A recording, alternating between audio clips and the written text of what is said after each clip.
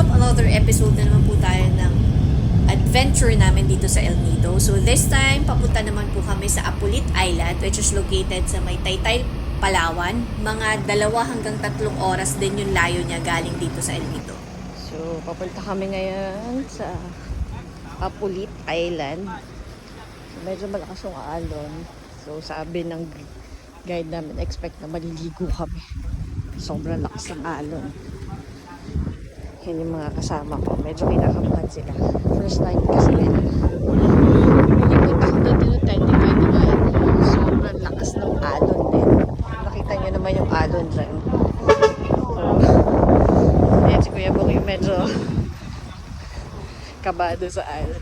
Pero carry lang. Ayun yung sasakyan namin, no? Yan. Yung maliit na speedboat lang. Papakita ko sa inyo kung gaano kalakas ang alon dito. Kung paano kami i-welcome ng dagat ng Apulit Island.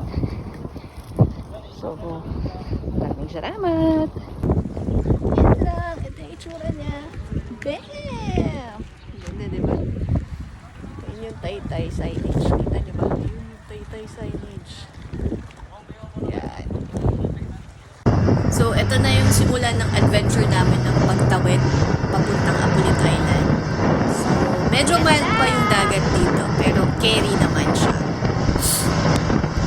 Carry yan! Laban sa alon!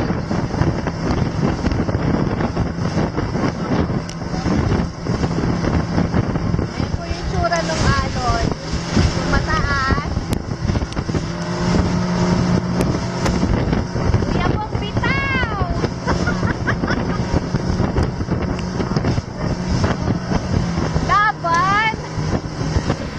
Dito medyo malakas na yung alon. So talagang matataas na yung mga waves na nadadaanan namin. So medyo napapaangat na kami sa upuan namin. Tapos nakita niyo naman yung splash ng tubig para na kaming winiwisigan paunti-unti. Pero carry lang. Wala naman sumuka sa amin kasi nag-enjoy pa rin. Pero tahimik na yung mga panahon yata ngayon. So sila, first time nila. Ako, pang-4 na beses ko nang nakarating dito. So, ayan na po, kita nyo naman napapaangat si Kuya Bong kasi ang lakas na talaga ng alon niya. Pero noong 2021, mas malala pa yung experience namin ni Jasmine yung dati kong kasama pumunta dyan. Talagang para na kaming naligo sa loob ng speedboat. Ganon kalakas yung alon at hampas ng alon sa amin. So, eto na yung bungad. Kita nyo naman. Nag-iisang island lang siya. Parang 3 lang yata yung operational na resort. Pero siya kasi, sarado siya. So, hindi pa rin siya ino-open. I think, 2026 pa. Hopefully, mag-open na sila ng 2026. So, ayan yung bubungad, papasok ng Apulit. So, ayan po yung Apulit Island Resort. So, maganda tong resort na to before nung operational pa siya. So, ito yung mga water villa cottages. So, ayan yung mga itsura nila. So, ipapakita ko sa inyo yung loob niyan. Yung kwarto ko. Isa sa mga tinuluyan namin. So, pag nagdito kayo sa Palawan, common na po na makakita kayo ng mga bayawak. Maliit pa yan kumpara sa nakita ko sa Pangulasyan. Sobrang laki nun. Pero wag nyong sasaktan kasi mababait naman sila. So, ito yung Apulit Island. Ito yung last island na pupuntahan namin dito sa may El Nido. So, itong mga villas nito tinatawag na long water cottage villas. Sarado tong island na to kasi hindi ko rin alam.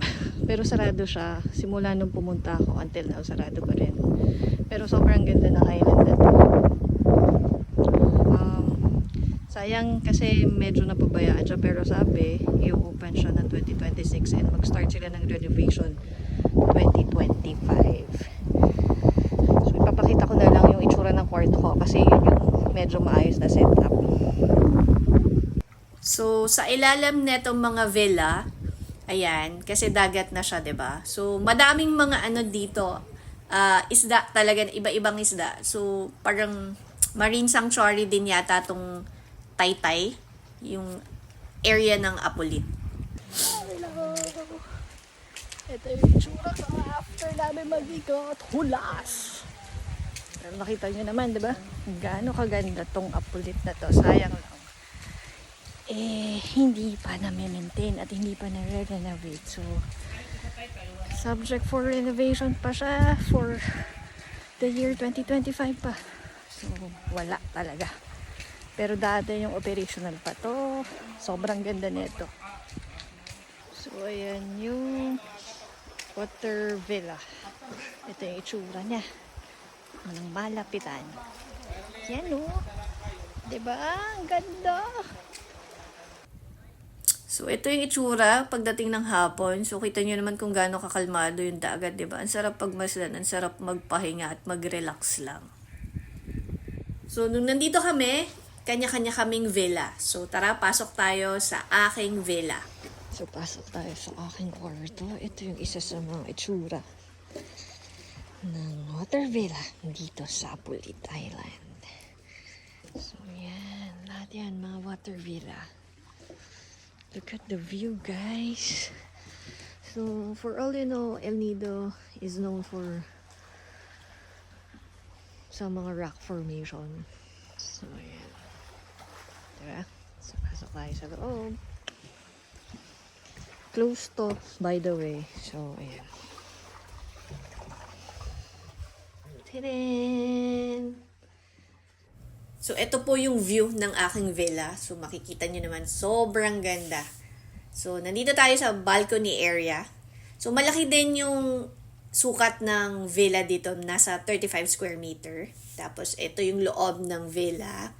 So, may ceiling. Nung before, nung okay pa siya, may TV yan. May couch. May table. May side table. Tapos, ito naman yung CR.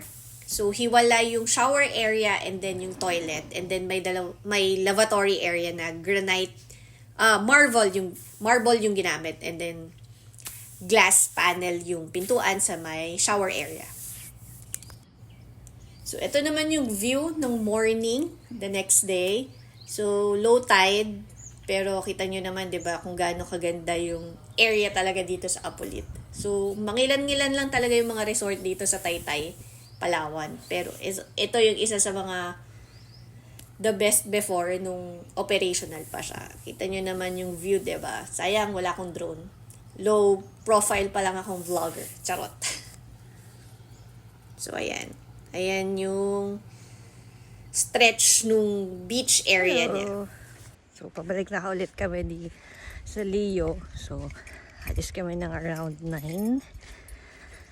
Natapos na rin namin ang aming trabaho dito sa Apulit. So, sayang talaga itong Apulit. Pero, sabi naman nila, i-renovate to sa 2025. So, bagong Apulit Island na yung makikita nyo pag inopen na to.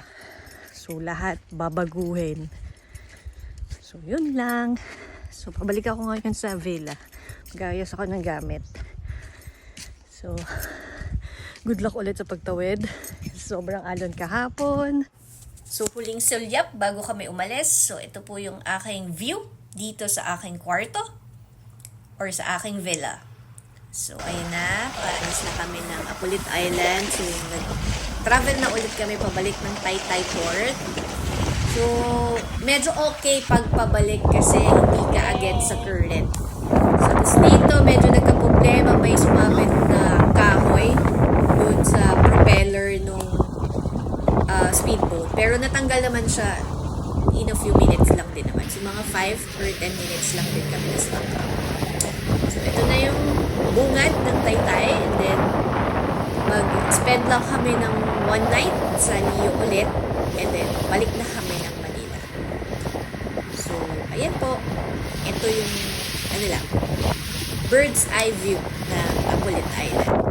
So, hanggang sa muli, ito ang inyong Lakwatserang appraiser na laging nagbibigay sa inyo ng mga kakaibang lugar dito sa Pilipinas at saan man panig ng mundo. See you to my next adventure. Bye! Punta na ulit kami sa may Taytay Port.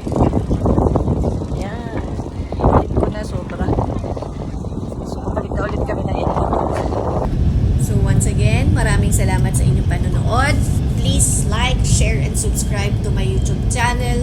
So ito na po yung katapusan ng aming El Nido adventure na trabaho. So aking susunod na ipapakita is ang aming trabaho naman sa may Botolan, Zambales, sa may paanan ng Mount Pinatubo. Tingnan nyo kung gaano kahirap yung ginawa naming trabaho doon.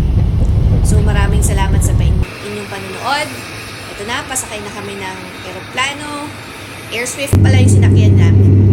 Thank you for watching. Maraming salamat. Paalam.